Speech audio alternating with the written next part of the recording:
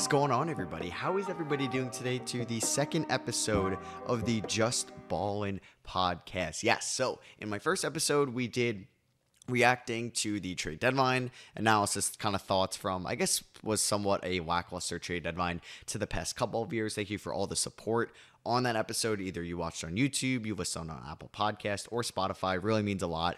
I appreciate that. Sorry if this maybe came out a little bit later than I'd liked it to. I probably wanted to come out on Monday morning, but it's going to be kind of closer to Monday night with this one. And I have a decent amount that I want to talk about. Pretty much I did a post trade deadline power ranking video over on my Stross YouTube channel. So I kind of want to go into that and what I think about those teams and how they look like after the deadline and for the rest of the year. And we'll go through that from 30 to 1. I hope to have a turnaround on the next pod. Could even come out tomorrow, but I'm not going to guarantee that. So I'm going to say possibility tomorrow, possibility Wednesday is going to be my second mock draft for the 2024 draft, which I'm very excited for. I just kind of recorded that, and then I'm going to be breaking that down in my podcast form. So thank you all for watching. Like I said, the first episode, here we are with number 2. Hope you guys had a great weekend, a great Super Bowl. If you're a Chiefs fan, I'm sure you're very happy about the result there. If you're a Niners fan, I'm sorry. I really am. I guess you guys went through a lot of painful stuff pretty much since 2019. Obviously, a couple conference championship exits, and then obviously 2 Super Bowl losses as well, losing to the Chiefs and Mahomes back in the 2019 season and this year in the 2023 season. It's got to hurt, man. It's got to hurt. I hit some props. I didn't bet on kind of the teams itself. I wasn't rooting for any team because I'm a Steelers fan. I have no reason to hate the Chiefs. I know like a couple of my friends that are like Patriots fans hate the Chiefs. I know a lot of Eagles fans since I live in Philadelphia. They honestly wanted the Chiefs to win. I know the Chiefs beat them last year, but they just all hate the 49ers. I didn't realize how many people hate like Deebo Samuel. I guess since I don't really hate the Niners, I don't really see all that. But yeah, I didn't really have a dog in the fight. And then as the game was going on, I was rooting for the Niners just because I kind of just wanted to see Shanahan get his first ring. And it would be really cool to see Brock Purdy, Mr. Irrelevant, kind of get a Super Bowl, but obviously that didn't happen. The Chiefs won. Mahomes is on his Brady path as a GOAT. So that's enough football talk. Let's get here into the NBA stuff as we saw the trade deadline go down last week. Obviously these teams are looking a little bit different. Injuries are happening. The Heat are kind of going through some injuries right now. The Knicks are going through some injuries. There's been a lot of stuff here. The New York Hornets looked fun Saturday night, which I didn't think I would say. Misic, Grant Williams, just kind of that crew doing something, which was kind of cool to see. And obviously Brandon Miller is him. So we'll start off with the power rankings. If you guys have any thoughts, please let me know on Twitter, on YouTube in the comments. Obviously, you guys can kind of give me your feedback there, which obviously this is very subjective to me, and I would love to hear your opinions. If I'm too low on your team, if I'm too high on your team, please let me know. So we'll start off with the Detroit Pistons.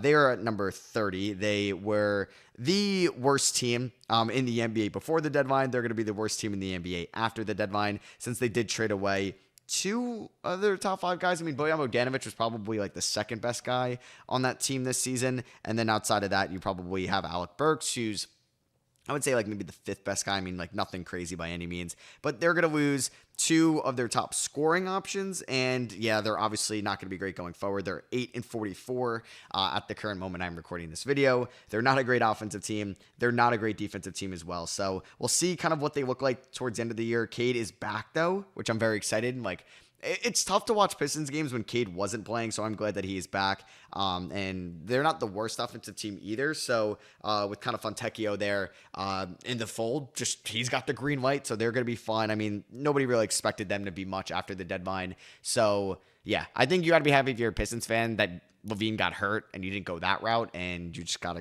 stuck in purgatory. So Pistons are coming in at number 30. Let's just see a ton of Cade. Avi's been playing better as of late. Let's see some more Jalen Duren kind of fully integrated into that team. And we're going to see what they look like. And if Monty Williams is going to be the head coach next year, and if they're going to get any more development out of Marcus Sasser or Ausar Thompson in their rookie season. So I briefly mentioned them a little bit ago. We're going to talk about the Charlotte Hornets. They're coming in here at number 29. Not a good team. They are 11-41.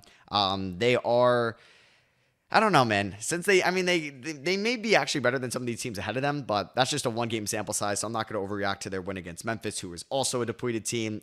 Charlotte is still the worst defensive team in the league in terms of net rating. Their offensive rating isn't much better. They're 28th in the NBA, and they traded away P.J. Washington and Gordon Hayward. Rozier was dealt a couple weeks ago as well.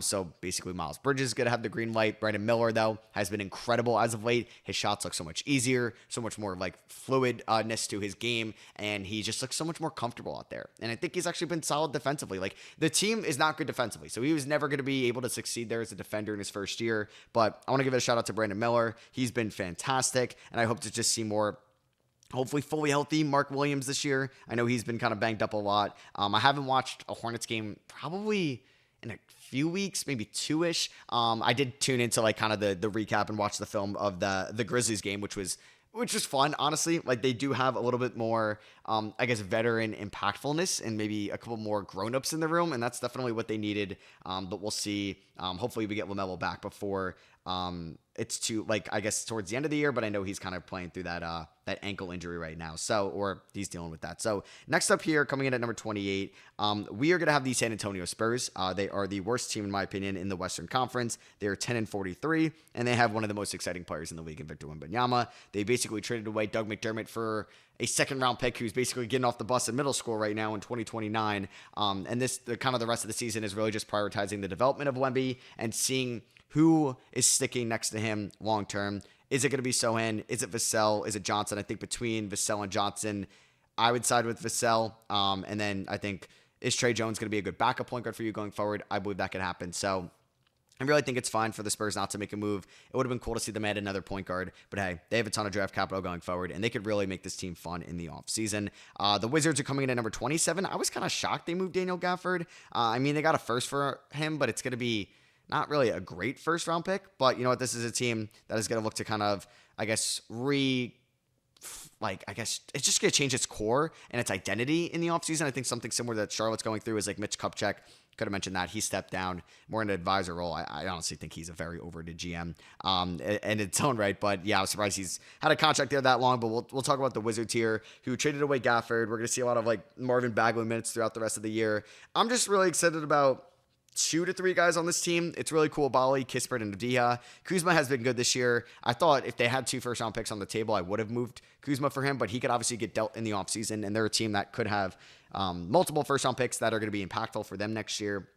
And I'm surprised they didn't move Tyus Jones. I think they got offered like 4 second-rounders from Minnesota, and they declined that. Why? You're going to let him hit the open market? I doubt he's going to re-sign with you in Washington unless you overpay for him, and that's something you shouldn't do. So I didn't really get that from the whole Wizards aspect there, and they're going to be still kind of at the bottom of the Eastern Conference for the rest of the season. Memphis is coming in here at number 26. Weird to say Memphis is here, but they've had so many injuries this year between between Triple J, Bane, Smart, Steven Adams, who they traded away. But a bright spot for them has been G.G. Jackson, who was a second rounder out of South Carolina. I would not have taken him in the first round. He was very raw as a prospect, showed a lot of inconsistencies as a Gamecock, and kind of immaturities as well. But, you know, he's been great this year. I'm glad to be proven wrong, but I didn't think he was going to have this much playing time this year. If this Grizzlies team was what it was supposed to be and they were relatively healthy, we would never have saw G.G. Jackson. So that's been a nice blessing in disguise for them this year. He's in a good three-point shooter. He has the size and the frame to be a versatile forward, and he's also just 19 years old. He just turned 19 basically 2 months ago. So he got extended, which they definitely should have done. So I want to give a shout out to Memphis and G.G. Jackson. Vince Williams has been fun. Shout out to Jacob Gilliard. Yeah, Short King stand up as someone that's, I think I'm actually taller than Jacob Gilliard. I am 5'8". Gilliard is 5'9". Just kidding. I can't say I'm 5'9" on a good day. I feel like I'm 5. Yeah, I can never really say I'm 5'9". I'm 5'8". So Gilliard is taller than me. But yeah, Memphis, they could be fun next year. If they get lucky in the lottery and they land a top 5 pick, they could be really fun next year. Coming in at number 25, we got Portland, who has been way more healthy this year than the Memphis Grizzlies have been. Portland is currently 15-37. I feel like if they play Memphis right now, they should win. I mean, with multiple guys kind of still being impactful for them. I know Shaedon Sharpe is going to be out for a little bit of time. But like Anthony Simons has been good. They're really just seeing Scoot Henderson's development hopefully kind of come along for the rest of the year. Hopefully his efficiency, if he can creep up to like being around 40% from the field, and he's 32% from 3 right now, like that's actually pretty solid for a rookie guard. Obviously that's what they're prioritizing for the rest of the season. I was shocked they didn't make a move at the deadline themselves either. Yeah, and like DeAndre Ayton's still on that team. They didn't move the Robert Williams contract. Obviously, Thibault didn't get dealt, or Malcolm Brogdon. Coming in at number 24, we got the Toronto Raptors, a team that had an interesting deadline. Obviously, they moved OG Anunoby at the end of 2023 in December. They moved Siakam a few weeks later in the middle of January to Indiana. They made the trade with the Jazz, acquiring Ochai Agbaji and Kelly Olynyk. They traded away Dennis Schroeder. I think the Raptors technically have a max cap slot in the offseason. Do they resign or do they bring back Pascal Siakam? No. I don't know who they're going to use that cap space on, but it's really about the development of BBQ, Barnes, Barrett, and Quickly. Quickly and Barrett, I think Quickly has shown a little bit more inconsistencies with his larger role, but I think he's been good for them. He's not going to be the most efficient overall scorer, but he's a lights out 3-point shooter. RJ Barrett has been incredible with his usage down, a little bit more of an off ball role. I actually loved how Darko Rajakovic has been using RJ Barrett, and he's definitely optimizing him to his fullest ability there in Toronto. And obviously Scotty Barnes, who was an all-star this year, continuing to develop him. And we'll see kind of who's part of this core next year. I assume they'll make a trade in the offseason, unless they like Bruce Brown as a complimentary piece, but I was very shocked they didn't trade him. Coming in at 23, we have the Brooklyn Nets, a team that traded away Royce O'Neal at the deadline. They acquired Dennis Schroeder, honestly, for no second rounders. I was like, that's a pretty good pickup for them because Dinwiddie's not very good. They're pretty much a little bit a below average team. They're 17th in offense. They're 19th in defense. They're 20th overall in net rating in this league. They're still a competitive team. Like, they're going to put up fights, but I don't think they even make it out of the playing tournament, and it's a shame they don't have their first round pick. But hey, maybe getting Dennis Schroeder will be good for them. He had 15 and 12 in his first game as a net. So, definitely some of their better point guard play, and we'll see if we get a healthy Ben Simmons for the rest of the year, which just is not going to happen. Coming in at number 22, we got the Atlanta Hawks. The Hawks have been so disappointing this year. They're the 10th seed in the Eastern Conference. They're 24 and 29. They didn't make a single trade at the deadline, and they're kind of healthy. They kind of are. I know they've dealt with some injuries, like Trae Young had the concussion, missed a little bit of time. DeAndre Hunter missed a little bit of time this year. Capella has missed a little bit of time, and he's currently hurt. But this team is still very talented. And with the breakout of Jalen Johnson, they should not be this bad. I think if they get into the play-in tournament, I think they can get out of it. I think they could beat Orlando in a play-in tournament game for sure. They could beat I wouldn't say they'll beat Miami, but they could go toe-to-toe with Indiana as well. If Indiana was in the play-in, I definitely think they could beat Chicago, who we'll get to in a little bit, in the play-in. So they just really got to get in there, and I do think they finished with a better season than Brooklyn and Toronto. So they're coming in at number 22. Number 21, I got the Houston Rockets, a team that didn't make any really notable moves at the deadline. They acquired Steven Adams from the Grizzlies for basically some seconds, and Adams will be the backup to Şengün next year. I think that was fine for the Rockets. I didn't really think they needed to make a move. If they end up in the play-in tournament, it's a success of a season. Udoka has done a great job with this team defensively already in just his first year. They're basically a top 5 defense or borderline a top 5 defense. Fred VanVleet has been a great veteran addition to this team. Obviously, Dylan Brooks is providing some great off-ball and on-ball defense, and you're seeing the progression from Jabari Smith this season. You're seeing, obviously, the breakout season from Alperen Şengün, Cam Whitmore, and his flashes, it's insane. I kind of want to pull up his per 36s right now just to see what they're looking like. Yeah, 25 points, which would lead the team, 7.7 rebounds, and 1 assist per 36. Cam Whitmore does not pass the ball. He is first team all buckets and all buckets only, but he's been fun in his rookie season. So the Rockets are coming in at 21. We have the Chicago Bulls coming in at number 20, who have been better as of late, mainly due to their most improved candidate in Kobe White, who I would give the award to if the season ended today. And the Bulls, I'm not going to say they've been fun. Kobe White's been fun to watch at times. Patrick Williams has been better as of late after his rough start. I still enjoy watching Ayo Dosunmu. We know Zach LaVine's out for the year. DeRozan's still fun. I mean, DeRozan still has one of the best mid-range games in the NBA. I don't really get that much enjoyment out of watching Vucevic. I really just watch the Bulls for Kobe White at this point. But they're a team that could make the play-in tournament. They may not. I think they will get in, but I don't think they'll make the actual playoffs. Coming in at number 19, we have the Utah Jazz, who kind of have a reverse season from last year. Like last year, nobody expected them to do anything. And they got off to a great start. They struggled towards the end of the year, but everyone was like, it's a success. Like, they traded away Donovan Mitchell and Rudy Gobert, and they were good. This year, people thought, okay, I think they can actually contend for a playoff spot or a play-in tournament spot, and they got off to an abysmal start, but they've been better as of late, and they are turning their season around. They did move Olynyk at the deadline, though, and Fontecchio for some draft capital, and they moved Agbaji as well, who was in that Donovan Mitchell trade, but he was kind of the odd man out, like with Keontae George there. I'm sure they want to see more Bryce Sensabaugh, even though he's been abysmal in the G League. I kind of dove into him a little bit, and it's not been pretty, but maybe they just got to throw him out there, feed him to the Wolves in the NBA, and let him learn. I'm excited to see more Taylor Hendricks. Now with Olynyk gone, they really probably couldn't move Collins or Clarkson if maybe they wanted to. Clarkson's having a down year offensively, and Collins' contract is pretty massive. But yeah, they just want to see more marketing, maybe some more Sexton development as he's been efficient this year towards the end of the year. I was honestly surprised they moved Fontecchio as well, but like I said, odd man out. They're going to have multiple first-round picks, I believe, in this upcoming draft, if I'm not mistaken, or it could be the 2025 draft. But either way, the Jazz are just trying to see what their young guys can do. I think the Warriors beat them for the 10th spot in the play-in, but I could be wrong. We'll see towards the end of the year. Coming in at number 18, we do have the Golden State Warriors, a team that had a big win against Phoenix the other night. Kuminga's really fun to watch, but Podziemski's really fun to watch. Obviously, Curry is still Curry, and Draymond has been so impactful to this team as he's come back from the, I guess, suspension or just being away from the team. He hasn't had any texts, flagrants. He's been just such an impactful guy on both ends of the floor. Like, obviously, we know what he can provide on the defensive end of the floor, but the offensive side, the dude has been just a glue guy. I was going to say stud, but you know what? He's been efficient this year. He's gotten his averages up pretty good. He's shooting 50 from the field, 40% from three on 2.5 attempts a night. Shout out to Draymond Green. Wiggins has been playing better as of late, but is still not living up to that contract. And Clay has still been inconsistent. But I don't think the Warriors finished with a top 8 record, but I do think that they'll make it into the play-in tournament. Coming in at number 17, we have the LA Lakers, who are one spot ahead of the Warriors in the playoffs right now. They are currently the 9th seed. They're an above-average offensive team, but a below-average defense. They're a below-average offensive team, above-average defensive team, excuse me. They're a team that didn't make a move at the deadline. Pelinka basically said that they're going to look for, I guess, ultimate cap flexibility, draft pick flexibility, roster creativity in the offseason when they can move more first-round picks.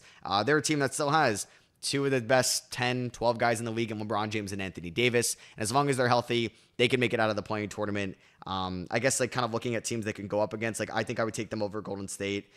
At the end of the day, Denver, Sacramento in the play-in, I feel like I'm taking the Lakers. And Dallas and the Lakers, that would be fun. I feel like Dallas could beat them. Just at the end of the day with the star power versus star power, but I feel like I'd still take the Lakers over Dallas. So as long as the Lakers are in the play-in tournament, I think they'll get out of it, especially if they somehow leapfrog Dallas or Sacramento, which it's going to be tough, but if they could do that, they only need to win 1 game to get into the playoffs instead of 2, and I think they'd be kind of a lock to get out of it pretty much. So the Lakers were coming in at number 17. We have the Orlando Magic, who didn't make a trade at the deadline, which I was a little upset, but I didn't think they needed to give up notable assets. Obviously, they're playing with house money at this point. I think them making it into the play-in tournament, I mean, they're basically, the 7th seed right now in the Eastern Conference? I think that's good enough for people this year. I think Magic fans would have been content with a play-in tournament appearance, let alone, not like them being a 7th seed in the East. Like, this is great. If they make the full-on playoffs out of the play-in, this is a great season. So you're obviously prioritizing the development of Wagner and Banchero. You hope to maybe get Anthony Black playing a little bit more comfortably. Carter Jr. has been playing better since coming back from injury. He's been pretty efficient for them. Obviously, Cole's giving them some great offensive minutes off the bench at times. Still inconsistent. Suggs is that glue guy for them. I thought they could have maybe leveraged Fultz's $17 million expiring. They didn't do that, but I don't think it's the end of the world. I still think they can make the playoffs. They're coming in at number 16 for me, as I'm currently just watching my iPad refreshes. So I'm trying to find out who I had at 15, and that is going to be the Dallas Mavericks, a team that made some notable pickups at the deadline, acquiring Daniel Gafford from the Wizards, PJ Washington from the Hornets, and they are currently the 9th best offensive team in the league, but they are a bottom 10 defense. We all knew that, but hopefully the additions Gafford will help them defensively. Probably not as much Washington, as he's more of an offensive guy. Hopefully, as they get fully healthy, they can, with their depth now, they're the most deep they've probably been in a little bit with Luka. I guess since they lost Jalen Brunson and they traded away Kristaps or Finney, or when they traded for Kyrie Irving, their depth had some issues at times. And now with the additions of Washington and Gafford, their front court looks good. I mean, they looked great the other night with their first game for them. And when they they blew out the Thunder, I think they beat them by 35, something like that. It was by a ton. I think, it was 35. And they're going to be fun for the rest of the year. And we'll see if they actually make it out of the play-in tournament seeding-wise, and they don't have to risk maybe losing in the play-in and have a disappointing end to the season. So they came in at number 15. Coming in at number 14, we do have the Indiana Pacers. They didn't I guess they were active at the deadline, actually. They traded Buddy Hield to the Sixers. They got Siakam a couple weeks earlier from the Toronto Raptors. They got Corey Joseph from the Warriors and Doug McDermott from the Spurs. So they were active. Just kind of moves on the margin on deadline day. And them getting 3 seconds for Buddy Hield is fantastic value for them. They're a fun offensive team. Siakam definitely helps them out defensively. There are some issues at times there, but they are arguably the best offensive team in the league, and with Halliburton playing the way he is, they could make a run in the playoffs. They did it in the in-season tournament. We'll see, but I think I got to see it before I can actually believe it, just because they haven't really been there yet. Obviously, last year they were playing very well with Halliburton before he got hurt. We'll have to see it this year, and now they have Siakam. So they would be a scary team if they are just like a top 6 seed in the East. Coming in at number 13, we have the Sacramento Kings, who I was kind of disappointed. Like, didn't really make a notable move. I mean, they got Robin Lopez, but then they released him. They didn't really do anything at the deadline. I know, like, what could they have done? Maybe they wanted to wait till the offseason when they could move more first-round picks. I guess they did try to get Pascal Siakam, but the Raptors really weren't intrigued in taking on Barnes' contract, or really maybe didn't like Kevin Huerter that much, and they wanted Keegan Murray. And obviously the Kings weren't going to do that. I think the Kings are a respectable team, and we should respect them. I just don't think they're going to win a championship this year, but they are a top 15 team in the league, coming in at number 13. Coming in at number 12, a team that I'm high on are the New Orleans Pelicans. I mean, Dyson Daniels just got hurt today, which is a shame because obviously he provides some great defensive point of attack defense for them off the bench. Currently right now, they are the 13th best offensive team, 8th best defensive team. Like, their defense is fun. Like, watching Herb Jones and Dyson Daniels switch together is a lot of fun to watch. Ingram, I think, is kind of an underrated defender at times. They didn't address the big man depth issue at the deadline, but it's tough. I mean, they wanted a guy that can rim protect and space the floor. There aren't many of those guys in this league. They called for DeJounte Murray, but I think the Hawks wanted Herb Jones, and obviously you weren't going to move him. I thought they would have maybe made a play for Isaiah Stewart, but I feel like I didn't hear anything about that. And I could be wrong if Jordan Hawkins got hurt, but I think I'm thinking of something else. So the Pelicans are fun. They're a good defensive team. They're a good offensive team. It's just how far can Zion and Ingram as the 1 and 2 take them? And even McCollum is a 3 because Ingram's only averaging 21 this year, which you're like, oh, it's kind of down. I mean, yeah, they're like he's down a little bit. Zion feels like he's down a little bit, but they're still, I think, a really good team on both ends of the floor. And I value that over the Kings, like maybe just being a little bit better of an offensive team and not as much on the defensive side. So we're going to hop into number 11. This is the 76ers. This is me being kind of cautious and conservative with this pick just because I have no idea the future on Joel Embiid, how he's going to look when he comes back. But hey, maybe he's fully healthy for the playoffs and they're the 6th seed and that's all they need. And it's going to be the most healthiest he's ever been for a playoff run for them. So we do have the Sixers coming in at number 11 I just said. Number 11. And we'll see. Maxi's kind of looked inconsistent without Embiid in the lineup. Obviously, he had that great game against the Jazz, but then kind of some stinkers against like the Warriors recently and some other games as well. But yeah, they have added Buddy Hield at the deadline. They should be fine. I think they won't make it into the playing tournament, and we'll see if Embiid, like when Embiid is back. So they're coming in at number 11. Coming in at number 10, we do have the Miami Heat. So they're the 8th seed, but this is a good team. But Terry Rozier got hurt. I don't think we know like the exact time, like how serious it was. I mean, it did not look good. I could be kind of living under a rock. Let me just kind of double check. I don't think we know it. I think he's day to day with the knee injury, which is definitely the best case scenario. I feel like if it was something serious, we would have heard by now. Like if it was season ending. Like I said, I could be living under a rock and this could have already came out, but as I know, it's not happened. But this Heat team, I will not doubt them. I will not count them out just because of what they've done for the last 5-ish years. Coming in at number 9, we have the Phoenix Suns. They added Royce O'Neal at the deadline. They have no draft capital, but this is a good team when it's fully healthy. And at the end of the day, star power matters. And they have Devin Booker and Kevin Durant. Grayson Allen has been one of the best role players this year. He's been one of the best 3-point shooters in the league. The dude is shooting 49% from 3 on 5.2 attempts a night. That is just insane. That is mind-blowing that he's able to do that and pull that off. So shout out to Grayson Allen this year. And Beal is kind of fully healthy back into the swing of things. And he's a good number 3, one of the best number 3s in the league. It's just they lack that kind of front court defense. So we'll see if O'Neal can help them. But I don't think he's like a needle mover. But I still think they're a top 10 team. So coming in at number 8, maybe disrespectful to them just because of how good they've been as of late. But I'll say the reason why I don't have them against over the team ahead of them once I get to that team. So 8, we got the Cleveland Cavaliers. This team has been on fire. They are currently 35-16. They're the 2nd team in the Eastern Conference. I believe they've won like 16 out of their last 17 or 17 out of their last 18. It's not been like against the greatest competition, but they have had some great wins, and they've been doing this without Garland and Mobley. So I'm not going to diminish what they've done, and they're a scary team. Them fully healthy. They have a good bench with Strus, LeVert. If they are coming off the bench, I mean, they have a Coro, whoever doesn't start. Niang's been still okay from 3 this year. Sam Morrill's been kind of lights out from 3. Craig Porter Jr. is a good backup guard.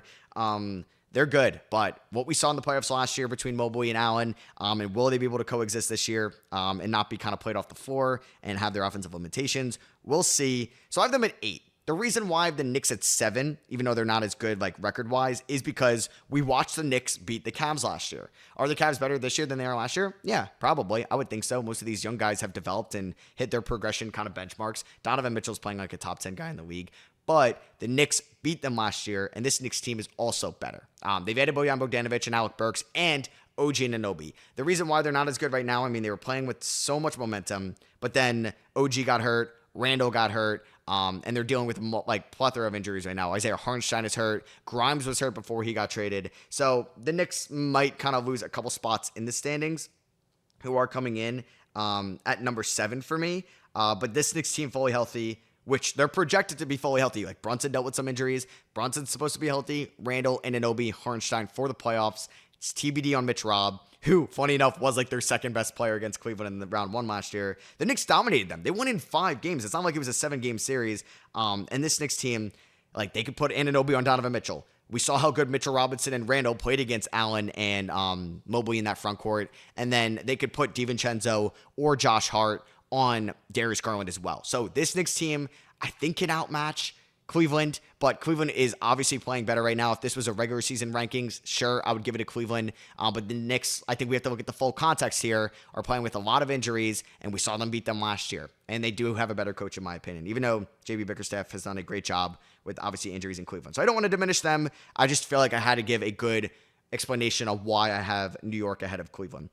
So coming in at number 6, we have the Milwaukee Bucks. The Bucks, this isn't the same team as last year. Obviously, no Drew Holiday. We've inserted Damian Lillard. No Mike Budenholzer. We had Adrian Griffin. And now we have Doc Rivers, who is not a good coach, in my opinion. I didn't like the hire, and they've been bad with Doc. Doc blames some of their losses on, like, altitude and random stuff that just is excuses. This is a team that won a title in 2021 and have yet to go back to the finals since. And I thought that was a dynasty to start with because of how good Giannis is, and they've yet to be back in the finals, and their defense has taken a hit this year with Damian Lillard in that acquisition. Like, they are currently a top 5 offense in the league, but they're a below average defense. And they went out, they got Pat Bev at the deadline. I just don't know what this team is going to look like going forward, and I think there is some uncertainty there. So they're coming in at number 6, but they are the second best team in the East. Coming in at number 5, we do have the Minnesota Timberwolves. They're kind of in that pack of non-Nuggets Western Conference teams. For Minnesota, I mean, they're, funny enough, the 1 seed in the West right now. They are 36-13. 36-16. They're the best defensive team in the league. Their offense does scare me a little bit. If Anthony Edwards, who showed up in the playoffs last year, isn't on his game, will we trust Cat as a number 2? I do not know.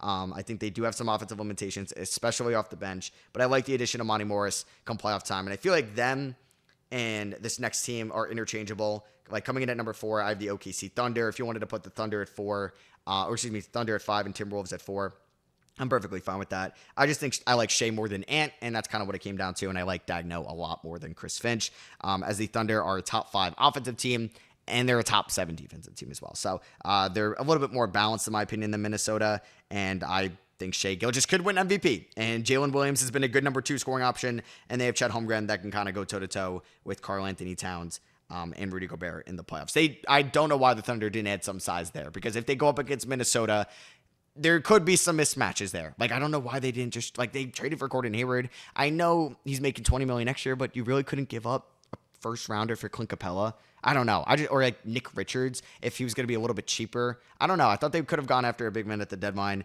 Coming in at number 3, we have the LA Clippers. This team has been red hot since their rough, 0-5 start or 1-4 start with James Harden after acquiring him. They've been arguably the best team in the Western Conference since that happened, and Kawhi Leonard is playing some of the best basketball of his career. Paul George has been inconsistent since he made an All-Star game, but he's still as good as a number 2 as you can get. And then Harden as a facilitator for these guys is great. Russ has been good off the bench. They got Powell being a good 6-man, good 6-man, and Zubats is back fully healthy. So coming in at number 2, I'm giving them the respect, even though currently, just kind of pulling up the standings here, what they are looking like, as my iPad is just kind of glitching out completely. The Nuggets, who are coming in at number 2, are the 4 seed, but they're just half a game back of Minnesota, and they won the championship last year. They still have arguably the best player in the league in Nikola Jokic. They have Jamal Murray. The young guys have been playing well, like Watson and Brown, and at some points, Julian Strawther, Najee's been a little disappointing, but they have great glue guys and role players like KCP and Aaron Gordon. This is still the best team in the Western Conference, in my opinion,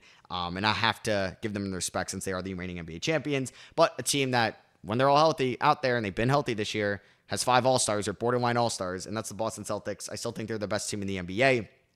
by rating standpoints. They're the best offensive team in the league. They're the third best defensive team.